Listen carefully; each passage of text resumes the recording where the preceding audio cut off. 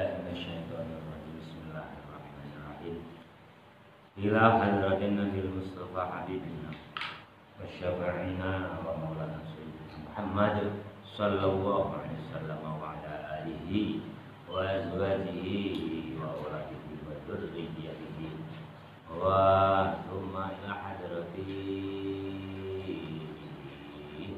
wa abaina wa ummahatina wal ulama sholihin wa thumma hadiatan bi barakatil ummul Quran muwaqif hadza kitab musannif hadza kitab syai'ulillah al-fatihah. A'udzubillahi minasyaitonir rajim. Bismillahirrahmanirrahim.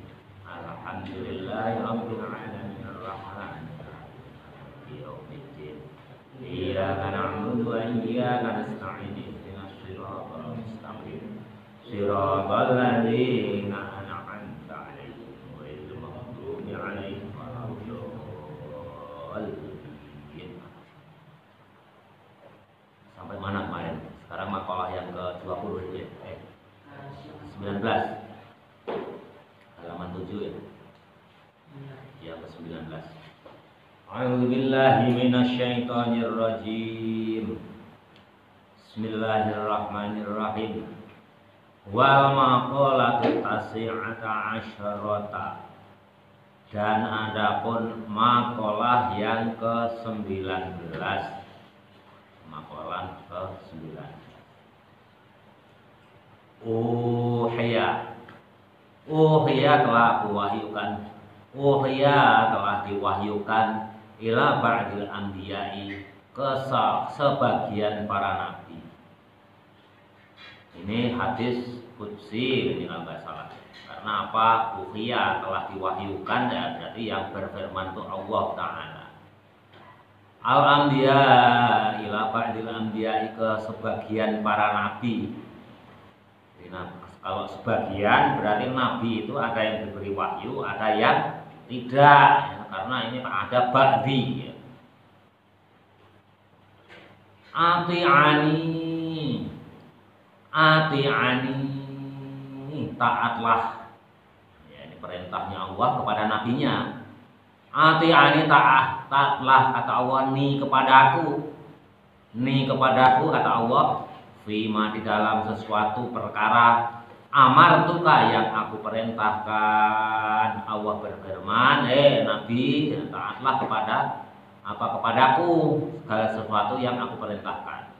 Wala taksi, dan janganlah berbuat maksiat. Para nabi, nih kepadaku, fima di dalam suatu perkara nasoh tuka yang aku nasihatkan kepadamu.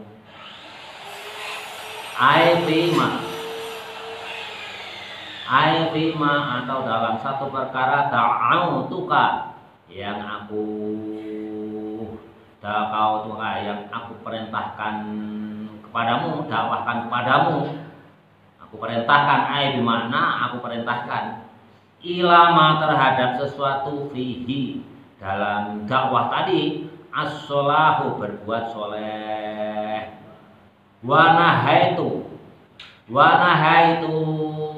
dan cegahlah untukku, wanahaitu dan aku mencegah kepadamu amma dari sesuatu fihi dalam ajakanku dakwah untuk tadi al-fasadu kerusakan. Jadi Allah mengajak kepada para nabinya untuk berbuat soleh dan mencegah kepada para nabinya untuk membuat kerusakan. Wal maqalatul 'ishruna dan maqalah yang ke-20. Kila dikatakan batu kecil namanya kerikil, buah kecil namanya pentil, orang pedik disebut bakhil.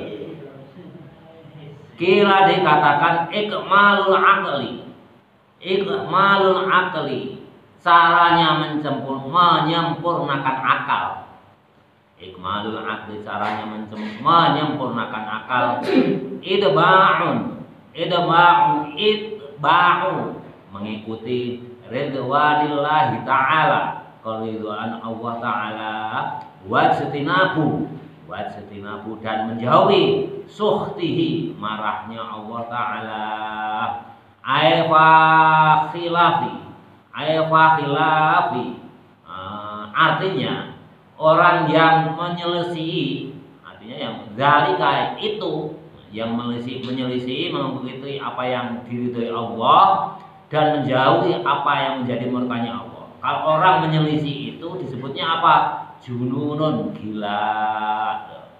Ulama dulu ini yang berkata siapa? Imam Syekh Nawawi Al-Bantani. Ini kan karena syarahnya ya.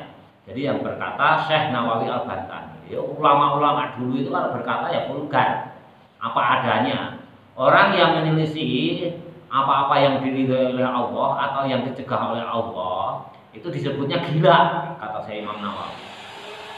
Jadi kalau hal-hal sesuatu dalam hal pelajaran itu harus terang benderang, harus gamblang, harus jelas.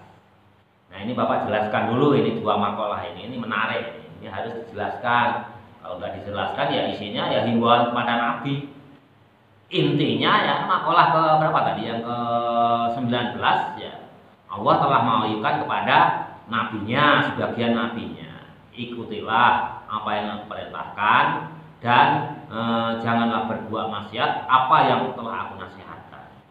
Artinya apa ya, ini bukan hanya untuk nabi ya, untuk kita semua. Nabi itu wahyu kan akhirnya disampaikan, nabi dan rasul itu kan kepada umatnya, untuk kita. Artinya apa? Kalian itu ya, nabi itu disuruh mengikuti perintah Allah. Segala sesuatu taatlah kepada apa yang aku telah perintahkan.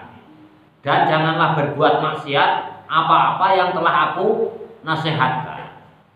Makalah yang ke-20, akal yang sempurna itu adalah barang siapa yang bisa mengikuti apa-apa yang diridhokan oleh Allah Ta'ala dan bisa menjauhi wajtinabu sukhtihi dan menjauhi apa-apa yang telah dilarang oleh Allah Ta'ala. Penjelasannya bagaimana? Penjelasannya ya kita harus mengikuti apa-apa ya yang telah diajarkan oleh Nabi dan Rasul. Karena apa? Kan kita nggak bisa komunikasi langsung dengan Allah. Kita harus sadar diri kita itu siapa. Ya, kita mendapatkan ajaran Allah itu melalui Nabi dan Rasulnya Allah. Padahal kan kita nggak ketemu Nabi sama Rasul. Ya, kita hidup zaman sekarang, ya, zaman modern, Gen Z katanya, ya, generasi Z katanya. Kalian itu adalah generasi Z, generasi yang paling mutakhir. Kan nggak mungkin ketemu dengan Nabi ya.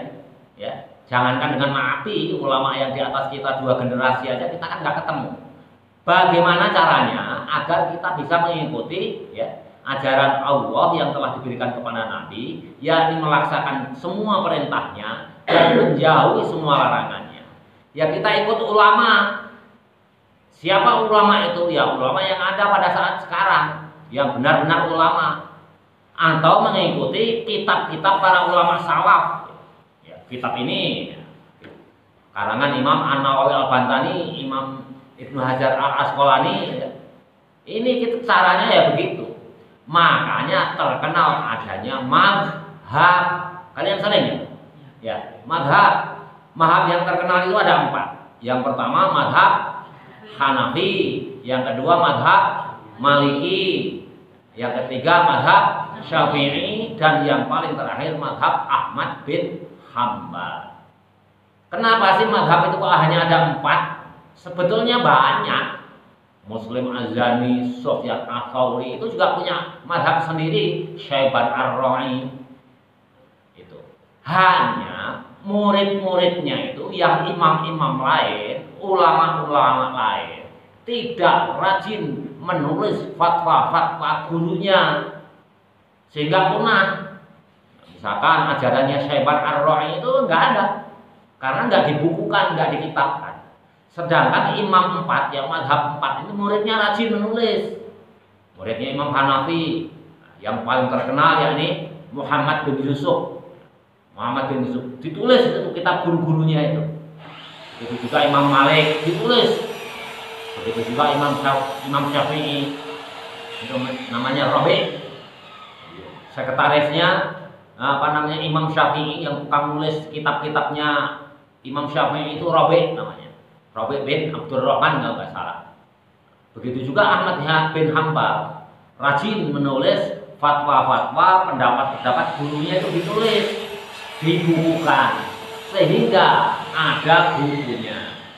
Sedangkan imam-imam yang lain itu muridnya nggak rajin nulis, sehingga fatwa-fatwanya itu hanya sedikit yang diingat oleh umat-umat setelah imam-imam tersebut. Sebetulnya banyak ya, ada 13 ya. Ada 13 mazhab itu. Hanya yang terkenal itu 4. Sekarang pertanyaannya, apa sih mazhab itu? Dan apakah kita perlu bermadhab? Kan gitu. Ya. Perlu nggak? Kalian tahu nggak itu jawabannya? Belum kan? Perlu nggak kita ini bermadhab? Dan apa itu madhab? Ya, ini Bapak jelaskan, ini menarik. Dua makalah ini menarik intinya.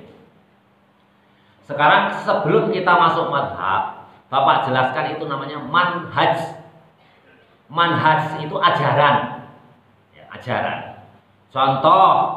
Contohnya ada Imam Syafi'i itu kalau sholat subuh itu pakai doa qunut. Kalau Imam Ahmad bin Hanbal tidak ada doa qunut. Kalau Imam Malik pakai doa qunut tapi sebelum ruku. Beda dengan Imam Syafi'i. Jadi kalau Imam Malik itu ada doa qunut, sekali-kali pakai doa qunut, tapi dilakukan sebelum ruku. Jadi sebelum ruku itu doa qunut dulu, baru ruku, tidak langsung sujud. Tapi kalau Imam Syafi'i kan habis ruku, bangun ya, baru doa. Ini beda-beda ya, 4 imam ini beda-beda. Pelajaran Imam Syafi'i yang kalau sholat subuh tidak pakai qunut itu disebutnya manhaj. Pelajarannya Imam Syafi'i. Kalau pelajarannya Imam Ahmad bin Hanbal namanya sholat subuh itu tidak pakai qunut. Karena menurut Imam Ahmad bin Hanbal memang betul Nabi itu pernah qunut, tapi telah dimansuh. Apa yang dilakukan Nabi dulu adalah qunut nazilah, dan ada perintah yang terbaru, dimansuhlah ada perintah yang terbaru. Makanya menurut Imam Ahmad bin Hanbal meyakini bahwa qunut subuh itu sudah tidak ada. Beda. Padahal Imam Ahmad bin Hanbal ini juga muridnya Imam Syafi'i. Imam Syafi'i muridnya Imam Malik. Imam Syafi'i juga muridnya Muhammad bin Yusuf. Muhammad bin Yusuf muridnya Imam Hanafi yang mazhab yang pertama. Jadi Imam Syafi'i itu kan lahir kurang lebih tahun 150, meninggal tahun 201 Hijriah. Nah, generasi murid Imam Hanafi, mazhab Hanafi ini yang masih hidup, yang alim namanya Muhammad bin Yusuf.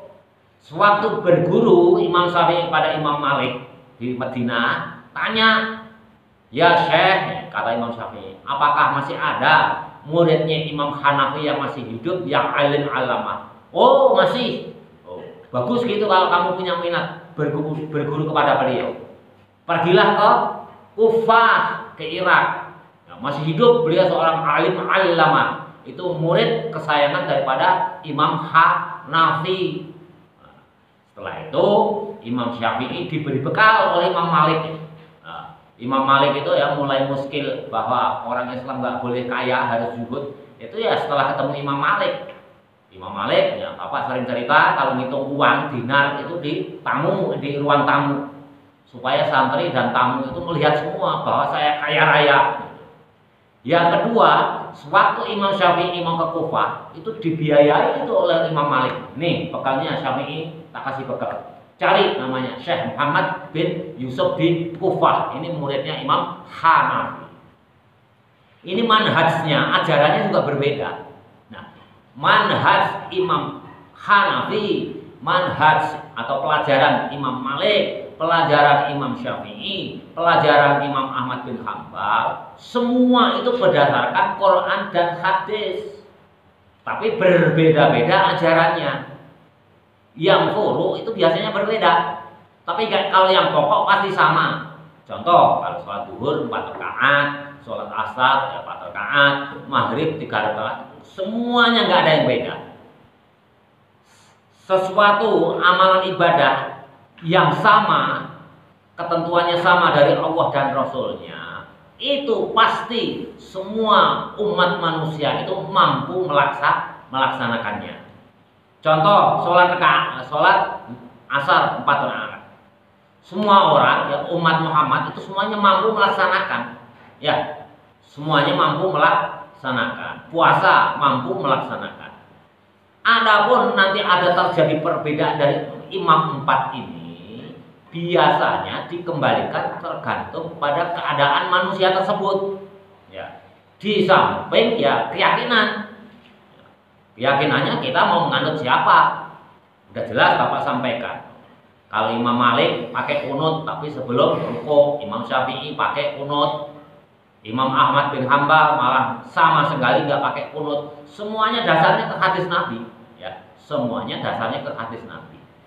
Nah, kan tidak mungkin Imam Syafi'i ini mengajarkan 3 pilihan, itu kan nggak mungkin. Oh, pilihan ini si A yang apa namanya? Pilihannya kunut Imam Malik sebelum rukuk. Kan nggak mungkin dilaksanakan sekaligus. Oh, hari ini kunutnya sebelum rukuk, besok setelah rukuk, besok lagi nggak pakai kunut. Kan nggak mungkin. Umat jadi bingung ya. Ini ketentuannya yang mana ini yang mau dipakai? Makanya Imam Syafi'i memilih dari 3 pilihan itu.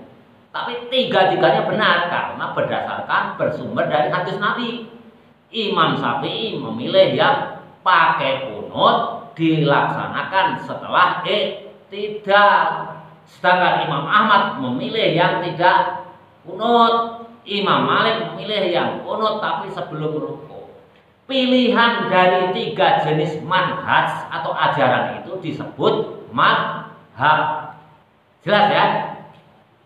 Pilihannya ada 3. Kan nggak mungkin 3-tiganya itu kalau hari ini dilaksanakan, besok yang ini, kan bingung umat itu. Mengajarkannya juga bingung. Ini yang benar yang mana? 3-tiganya benar, hanya waktu mau mengamalkan harus kita pilih salah satu.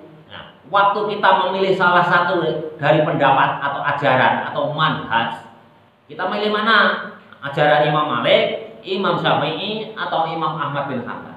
Nah, memilih dari salah satu itu disebutnya madhab. Oh, pilihan saya madhab Syafi'i ya, pakai kunut setelah i'tidal. Itulah disebut madhab. Lantas madhab itu apa? Madhab itu dari kata-kata madzahaba ilaihi.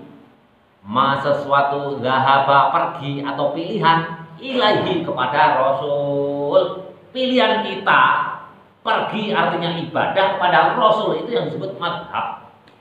Jadi orang Arab juga kadang-kadang suka singkatan-singkatan. Karena terlalu panjang madzahaba ilaihi, maka disingkatlah menjadi madhab. Jelas ya? Jadi 4 madhab ini 4-4-nya benar. 4-4-nya benar. Contoh lagi sholat taraweh.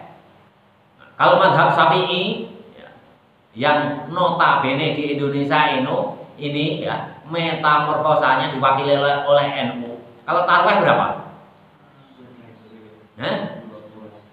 Madhab NU berapa?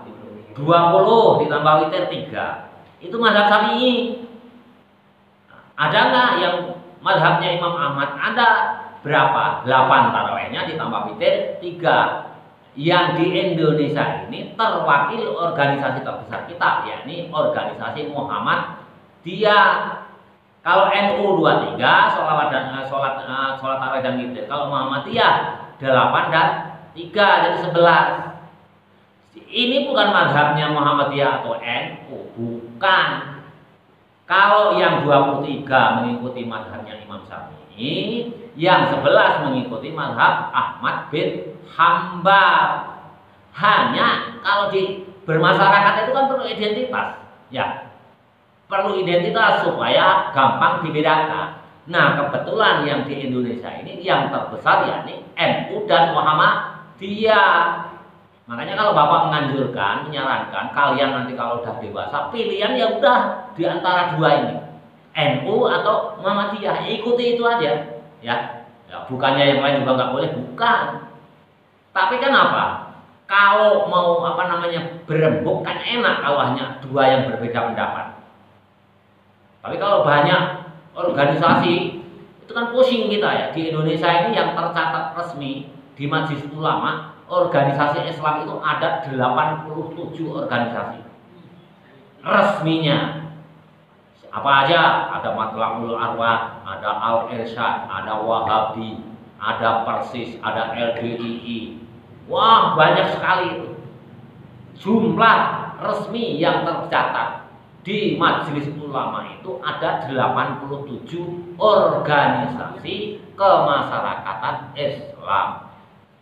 Kira-kira kalau 87 terjadi perbedaan pendapat dibandingkan dua organisasi NU Muhammadiyah terjadi perbedaan pendapat, mengakurkan lebih mudah yang dua atau yang 87? Yang dua. Makanya Bapak menyarankan udah ikuti aja. Kalau nggak NU ya Muhammadiyah, biar nggak pusing kita. Nah, kenapa sih kan organisasi itu kok banyak? Ya itulah manusia. Karena hadun nafsi. Udahlah semuanya itu karena hadun nafsi. Mungkin si A di NU nggak punya jabatan, ikut yang Muhammadiyah. Ikut Muhammadiyah di NU nggak dapat jabatan, Muhammadiyah nggak dapat jabatan, ikut organisasi yang lainnya. Di 87 organisasi nanti nggak dapat jabatan, udahlah kalau gitu kita buat organisasi lagi. Itu hadun nafsi. Rata-rata kalau menurut Bapak, ini pendapat Bapak ya, bukan pendapat siapa-siapa. Itu hadun nafsi. Ya memang betul. Rasul bersabda, khilafati ummati rahmatun. Perbedaan pendapat di antara umatku itu adalah rahmat. Tapi kalau terlalu banyak, udah 87, kira-kira mudah nggak ini diakurkan, dirukunkan dalam satu pendapat? Sulit. Lebih enak dua, NU Muhammadiyah ada terjadi perbedaan, tinggal dua orang tokohnya berembuk, gampang.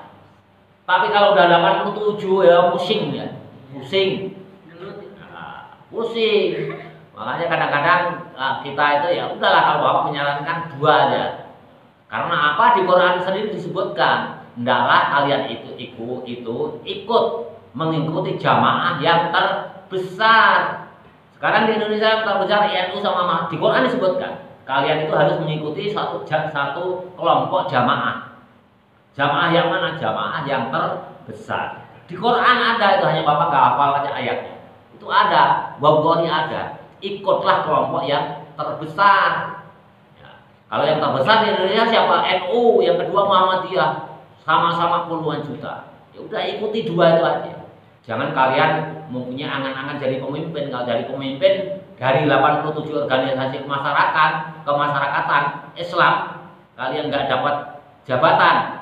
Nah, bikin organisasi yang ke 88.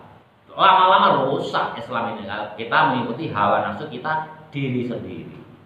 Semuanya itu sama ya. Ada salah satu tokoh besar bahkan tidak bisa dari kecil itu NU, nggak Bapak sebutkan namanya ya, nanti jadi fitnah. Dari kecil NU, dari keluarga NU, beliau alim alamah. Nah, ambisi jadi pimpinan nggak dapat karena nggak bisa jadi pimpinan karena nggak punya pesantren. Karena apa? Ketentuannya di NU, walaupun nggak tertulis itu, ketuanya itu biasanya punya pesantren. Dia nggak punya pesantren, loncat ke organisasi lain. Akhirnya apa ya? Cita-cita dia tercapai menjadi ketua umum. Itu kan hadun nafsi. Hadun nafsi. Mengakui tidak mengakui, tapi di mata orang dia itu gila jabatan. Dia lahir dari lingkungan NU ya, keluarganya juga keluarga NU, hanya gara-gara di NU sulit untuk meraih jabatan, dia loncat ke organisasi lain menjadi ketua umum di organisasi yang lain. Hindari yang kayak gitu. Itu hanya urusan dunia, udah kita ikut, kalau nggak NU ya ke Muhammadiyah, udah. Dua kelompok terbesar di Indonesia sesuai perintah Allah di Quran. Makanya muncullah madhab. Karena apa? Kan kita nggak mungkin belajar langsung ke Rasul ya. Nggak mungkin. Padahal kita harus bisa mengikuti ajaran Rasul berdasarkan Quran dan hadis. Yang diikuti siapa? Ya kita ikut guru, bapak. Nggak mungkin ketemu Nabi. Ikut bapaknya bapak yang sekaligus guru bapak, Mbah Kiai Bahran, atau Mbah Kiai Musa, atau Mbah Kiai Haji Muhammad Idris, atau Kiai Haji Qulyubi, Kiai Haji Hamdani. Semuanya guru bapak. Guru bapak punya guru, gurunya lagi punya guru, gurunya lagi ketemu guru. Mentoknya ke siapa? Ke Imam Syafi'i. Ya, mentoknya ke Imam Syafi'i. Inilah disebut madhab Syafi'i. Oh, misalkan kalian salah satu di antara kalian enggak, saya ingin madhab yang Ahmad bin Hambal aja, boleh, baik. Guru kalian siapa? Cari yang bermadhab Ahmad bin Hambal. Nanti gurunya nyambung ketemu dengan Syekhuna Ahmad bin Hambal. Jadi ada. Nah, Ahmad bin Hambal siapa? Naik terus ketemu dengan Rasul. Jadi Rasul itu mengajarkan itu macam-macam, banyak pilihan. Banyak pilihan, pakai kunut aja ada beberapa.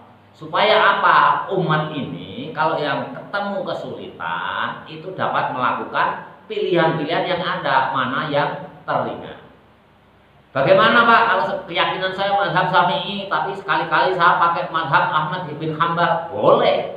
Itu namanya intikal mazhab. Semuanya dari Rasul. Semuanya dari Rasul. Ajarannya sama. Kecuali kayak kalau yang mengkotik, yang terputus, dia mengada-ada. Ya, itu nggak boleh kita ikuti. Apakah ada? Ada. Misalkan ada beberapa amalan zikir, ya, zikir, torekoh, ada itu yang terputus, nggak menyambung kepada Rasul. Suatu saat Allah itu berbincang-bincang dengan malaikat Jibril. Nah, suatu lafal zikir, tiba-tiba iblis lewat dengar itu perbincangan antara Allah dan malaikat Jibril.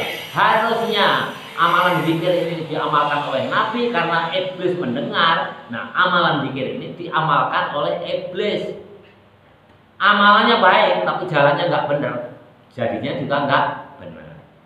Namanya mungkotek, terputus. Ada juga ya orang Islam ini kan mengaku-ngaku, ya kadang-kadang wow ini gini, mengaku-ngaku sedangkan induk ke ajaran Nabi itu nggak ada. Sehingga mazhab yang terkenal itu ada 4. Boleh nggak kita nggak bermazhab? Ya walaupun kalian nggak ngaku nggak bermazhab, ya, rata-rata banyak orang yang nggak bermazhab. Termasuk Muhammadiyah itu kalau ditanya mazhabmu apa, nggak mau terus terang menjawab mazhab saya Ahmad bin Hambal. Jarang sekali yang berani menjawab itu. Tapi mau nggak mau, disadari atau tidak, mereka tetap pasti memilih suatu mazhab. Contohnya Muhammadiyah itu kan nggak pakai kalau taraweh apa 8 ya plus zikir 3. Dia nggak mengakui saya bermazhab, pokoknya saya Islam, mengajar mengamalkan sunnah Rasul, Quran, hadis. Tapi kan dirunut nanti ketemu apakah organisasi Muhammadiyah atau tokohnya ketemu langsung kepada Nabi? Kan enggak, melalui jalan Nabi kepada sahabat kepada tabi'in, ketemulah kepada sampai Ahmad bin Hambal, turun, ketemulah oleh jamaah yang diamalkan oleh Muhammadiyah. Kalau tarawih tidak pakai kunut, mau nggak mau, disebut nggak mau juga boleh. Apapun keadaannya, pasti setiap orang itu mengakui ataupun tidak pasti bermazhab. Ada tetangga sebelah itu ya, pokoknya kokoh dia itu nggak bermazhab. Ditanya kalau nggak bermazhab, gurumu siapa? Dia nggak berani jawab. Guru saya ini, gurunya ini siapa? Ditunjukin terus, nggak mau jawab, dia takut. Karena apa? Kalau ditanya, kalau dia jawab, secara otomatis dia itu mengakui bahwa dia itu bermazhab. Bener nggak? Misalnya, Bapak ditanya, gurumu siapa? Fakih, Kiai Bahran, Kiai Qulyubi. Gurunya Kiai Qulyubi siapa? Kiai Demyati Termas. Kiai Demyati Termas siapa? Kiai Mahmud Termas. Gurunya Kiai Mahmud Termas siapa? Umar Sato di Arab Saudi. Gurunya Umar Sato, Abu Bakar Sato. Abu Bakar Sato siapa? Gurunya yaitu Dahlan, terus naik terus sampai kepada Nabi Muhammad. Itu pasti bermazhab. Ya. Itu bermazhab. Imam Bukhari aja ditanya. Kan Imam Bukhari itu ulama besar, ahli hadis. Tapi di setiap kitabnya Imam Bukhari ini selalu menyantumkan bahwa saya ini bermadhab Syafi'i sekelas Imam Bukhari. Karena memang beliau itu masih pemahaman pendalaman agamanya jauh di bawah Imam Syafi'i. Karena apa? Imam Bukhari itu beliau hanya ahli hadis, tapi tadi tidak ahli fikih, tidak ahli tafsir, ya. Tidak ahli yang ilmu tasawuf, ilmu tonekoh, tapi Imam Syafi'i semuanya ahli. Makanya Imam Bukhari pun intikal ya bermadhab pada Imam Syafi'i. Jelas ya? Jadi luar biasa. Jadi boleh kita berbeda pendapat. Memang Nabi sendiri sudah menyampaikan sabdanya khilafatil ummati rahmatun. Perbedaan pendapat di antara umat itu adalah rahmat. Karena yang macam-macam, kadang-kadang Nabi ya. Nabi misalkan habis iktidal itu bacaannya apa? Allahu Akbar kabiro walhamdulillahi katsiro sampai terakhir ya. Itu. Tapi ada juga sahabat yang mengamalkan lain. Allahu Akbar alhamdulillahi hamdan katsiro wa mubarakan fi. Tiba-tiba itu ada sahabat itu yang melafalkan setelah iktidal itu bukan ajaran Nabi. Sehabis sholat, sehabis salam bersabda itu Nabi, siapa tadi yang melafalkan habis rukuk itu doanya lain dari yang lain? Semua sahabat terdiam, satu pun nggak ada yang berani jawab. Takut dimarah oleh Nabi. Nah, setelah itu Nabi bagaimana? Melanjutkan pembicaraannya. Tadi ada yang melafalkan itu, pintu langit itu terbuka dan malaikat berhormat, memberikan hormat kepada salah satu makhluk yang mengamalkan, yang melafalkan doa setelah iktidal dari rukuk tadi itu yang beda sama apa yang saya ajarkan. Mengamini itu malaikat, merahmatinya. Lantas salah satu sahabat ngacung, saya ya Rasul. Tadinya nggak berani ngaku karena takut. Kalau yang diajarkan oleh Nabi kan beda. Kalian hafal nggak? Sami'allahu liman hamidah, Rabbana lakal hamdu milkus samawati wal ard, ya, sampai akhirih. Nah, sedangkan sahabat Nabi ini enggak. Yang dilafalkan alhamdulillahi mubarakan fi, ya. Ya. Begitu juga siapa? Sahabat Bilal. Sahabat wudu selalu sholat syukrul wudu. Padahal Nabi belum pernah mengajarkan, ya. Lantas sampai Nabi itu menyampaikan, ya Bilal, amalan apa yang kamu sampaikan? Kenapa ya Rasul? Saya yang mengamalkan ajaran yang Rasul sampaikan kepadaku. Tidak, saya itu mendengar suaramu, ya, suara terompahmu, sandalmu di surga. Kamu itu seolah-olah berjalan di surga, srek, srek, srek, srek. Saya dengar. Oh ya Rasul, saya itu mengamalkan setiap habis wudu, saya itu sholat 2 rakaat syukrul wudu. Ini padahal Nabi nggak mengajarkan. Nah, ini juga menjadi sunnah Nabi. Ya, puasa Daud, ajaran Nabi Daud, tapi Nabi Muhammad tidak pernah menjalankan. Tapi ini juga sekaligus menjadi sunnahnya Nabi. Sunnahnya Nabi. Nah, yang gitu itu akhirnya terjadilah perbedaan pendapat. Tapi kalau semua pendapat, kalau larinya kepada Quran dan hadis, betul-betul Quran dan hadis melalui perjalanan guru menyambung kepada sampai Sayyidina Muhammad SAW, itu betul, ya, betul. Makanya disimpulkan bahwa mazhab untuk memilih manhaj yang terbesar itu ada 4. Apakah boleh kita berintikal dengan mazhab selain 4? Boleh. Contoh. Kalau mazhab 4 yang wajib zakat fitrah itu orangnya apa? Yang wajib zakat aja. Yang wajib zakat itu kan orang yang kaya, orang yang punya, orang yang mampu. Tapi kalau Asy-Syaiban Ar-Ra'i, ulama yang segenerasi dengan Imam Syafi'i, orang yang miskin pun wajib zakat. Orang yang miskin pun wajib zakat. Enggak boleh tidak. Padahal hadis Nabi dijelaskan bahwasanya zakat itu diwajibkan kepada orang yang mampu, mustahiknya orang yang tidak mampu. Tapi pertanyaan Syaiban Ar-Ra'i, kepada Imam Syafi'i setelah ditanya masalah zakat. Ya Syafi'i, apakah orang yang tidak mampu, orang miskin itu terhindar dari dosa, terhindar dari barang yang maksiat? Sedangkan hakikat tujuan zakat yang diwajibkan kepada kita oleh melalui Nabi kita untuk membersihkan dari amalan-amalan yang subhat dan amalan-amalan yang kurang baik. Tujuan zakat kan itu, namanya zakat itu kan membersihkan, ya, membersihkan. Contoh, misalnya ada suatu pengajian akbar ulama terbesar datang, biasanya yang datang kan banyak ya, ribuan ya. Nah, ada orang di lapangan beli tali rafia, bikin patok kiri kanan utara selatan dipatok, dipakai apa namanya parkir. Hasil dari parkir itu halal atau enggak? Atau haram? Tanah bukan tanah dia, tanah lapang, tanah umum, katakanlah itu punya desa misalkan. Tiba-tiba aja dia patok aja. Tanah desa kan harusnya izin, seluruh desa dimintain izin oleh mereka kalau mau halal, ya. Wah, beli patok rafia, udah pakai parkir di situ. Si A misalkan, ada beberapa orang, 5 orang kan pengajian akbar, udah dipakai parkir. Padahal lapangan punya lapangan desa, ada orang parkir di situ minta bayaran. Hasil dari parkir yang dilaksanakan orang yang nggak punya ini halal atau haram? Nah, kan nggak jelas kan?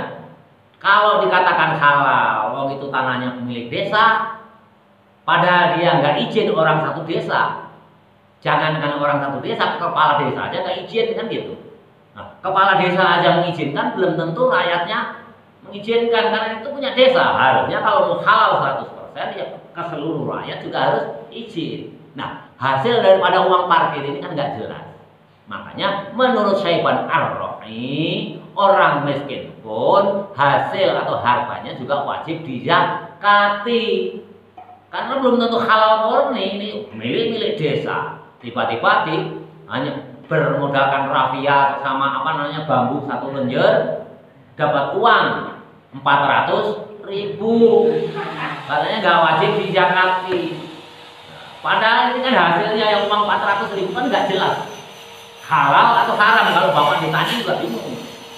Kalau dijawab halal, tanahnya tanah milik desa.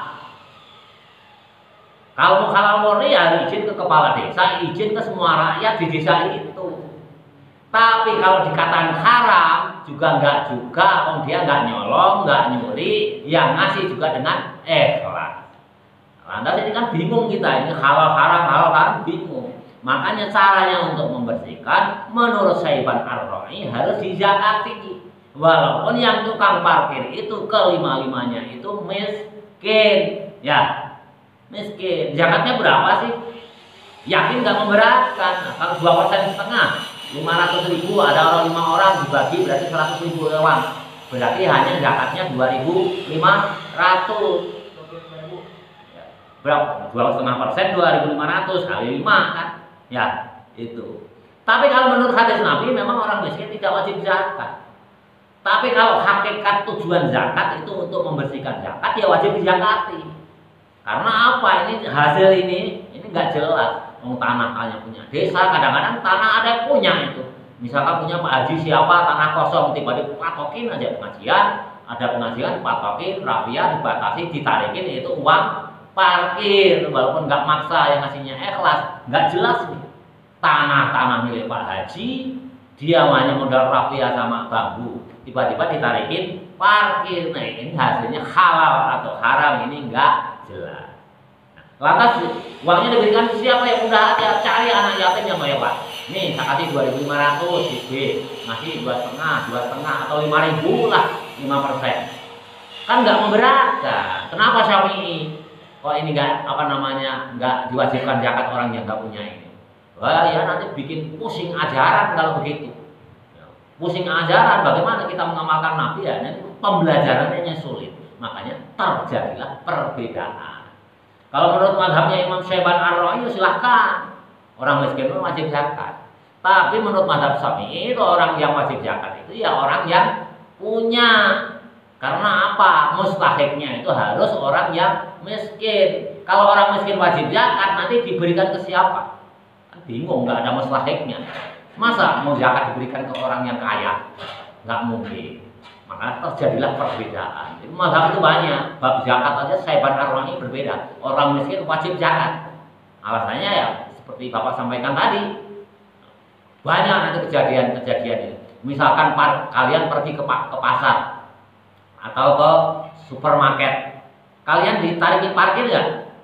Nah, ditarikin kan? Padahal ke pasar itu jalan juga jalan milik umum yang dikelola oleh pemerintah. Milik umum kita juga ikut punya. Kenapa ditarikin parkir? Nah, hasil dari parkir ini bagaimana hukumnya? Bukan punya dia, kenapa harus bayar ke dia? Mending kalau tukang parkirnya itu resmi ke negara, itu jelas halalnya. Tapi kalau parkirnya itu parkir liar, halal atau haram hasilnya? Jalan itu kan milik umum, ya, yang dikelola oleh negara. Kenapa dia tiba-tiba mengambil hak dari orang lain yang jalan itu bukan miliknya? Makanya menurut Syaiban Ar-Ra'i ini adalah dia tetap wajib zakat walaupun dia itu nggak punya. Karena apa? Hakikat zakat itu tujuannya untuk membersihkan diri dari hal-hal yang haram atau hal-hal yang tidak jelas hukum halal haramnya. Jelas ya? Makanya kita mau nggak mau bermadhab atau nggak madhab, udah kita itu udah pasti bermadhab. Misalkan kalian tetap nggak ngaku, saya nggak bermadhab, buku itu yang ngarang siapa? Kalian dari mana dapat ilmu? Dari buku yang ngarang siapa? Ini buku apa? Nasul Ibad. Imam An-Nawawi Al-Bantani sama Ibnu Hajar Al-Asqalani. Imam Nawawi muridnya siapa? Ya. Imam Nawawi muridnya Kiai Mahmud Termas. Kiai Mahmud Termas muridnya siapa? Umar Sato muridnya siapa? Abu Bakar Sato muridnya siapa? Jadi dikaflat terus. Nah, itu namanya bermadhab. Kalau walaupun kalian nggak ngaku, itu tetap bermadhab. Jelas ya?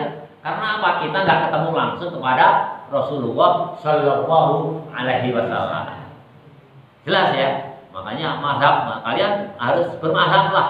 Nah, nanti toh seandainya ya kalau madhab Syafi'i itu ada qiyas, ada ijma, ya. Banyak ya.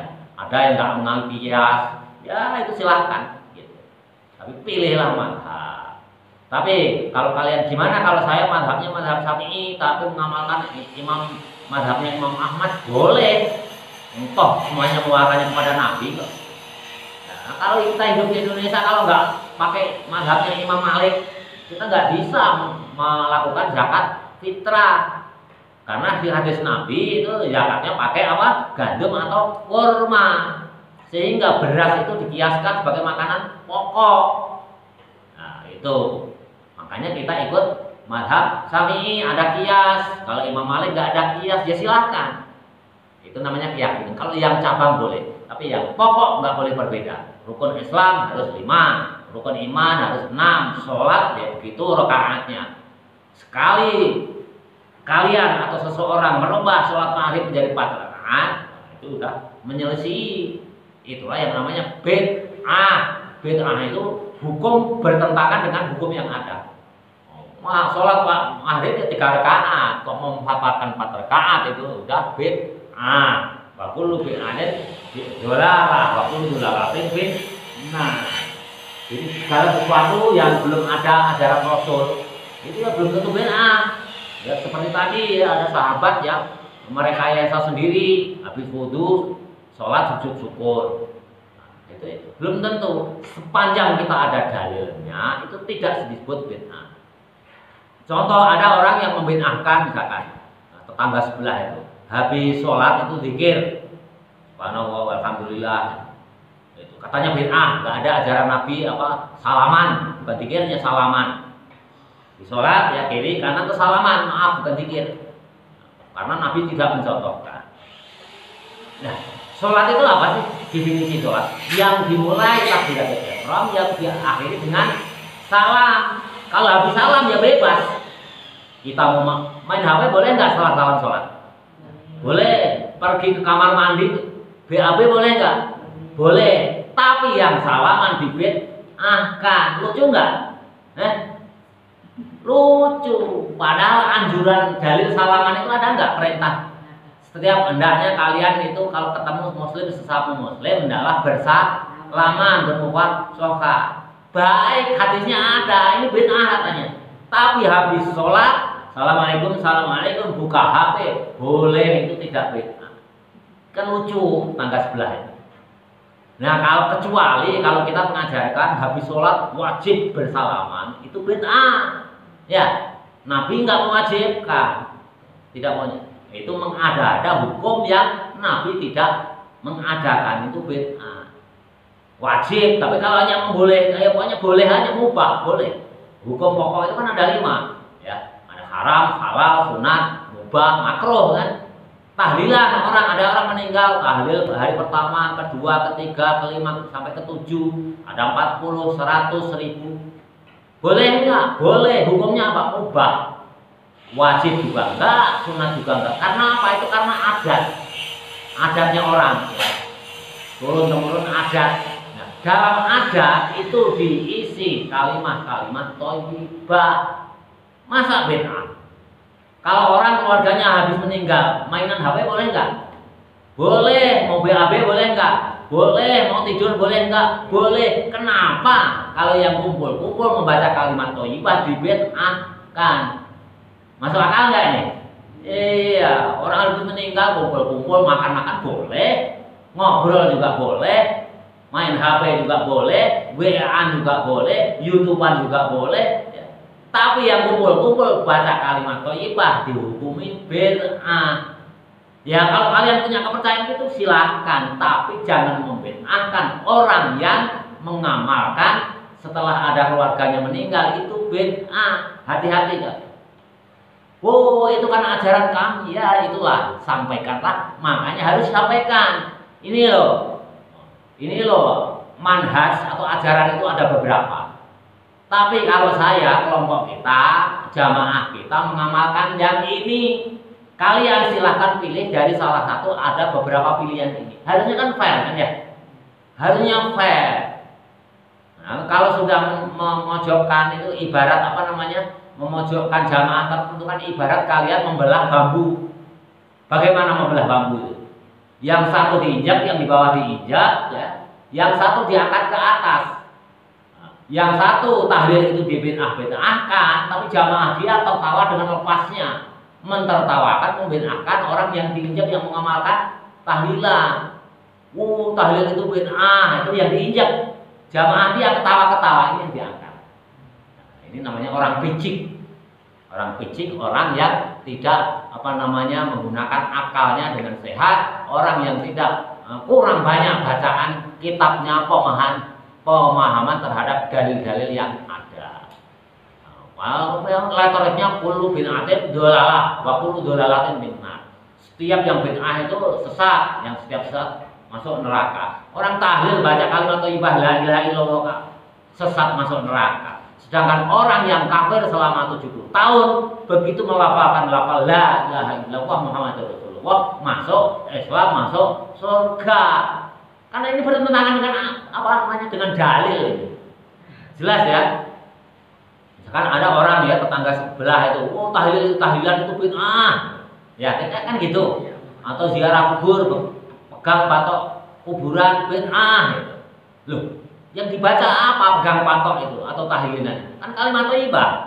Salah satunya la ilaha illallah Muhammadur Rasulullah. Padahal orang yang kafir selama 100 tahun, hari 100 tahun plus 1 melafalkan la ilaha illallah Muhammadur Rasulullah, selama dosa 100 tahun itu terhapus, dia masuk Islam dan nanti dimasukkan ke surga. Nah ini tahlilan baca kalimat thayyibah dihukumi bid'ah, padahal bid'ah itu dolalah itu pasti masuk neraka. Kan bertentangan dengan akal sehat kita. Apalagi dengan dalil akli Quran, dengan dalil nakli hadis. Ya. Kalau kita bongkar dalilnya banyak, tapi dengan akal sehat aja bertentangan. Wong yang kafir 100 tahun aja melafalkan la ilaha illallah aja langsung masuk Islam, masuk surga kok.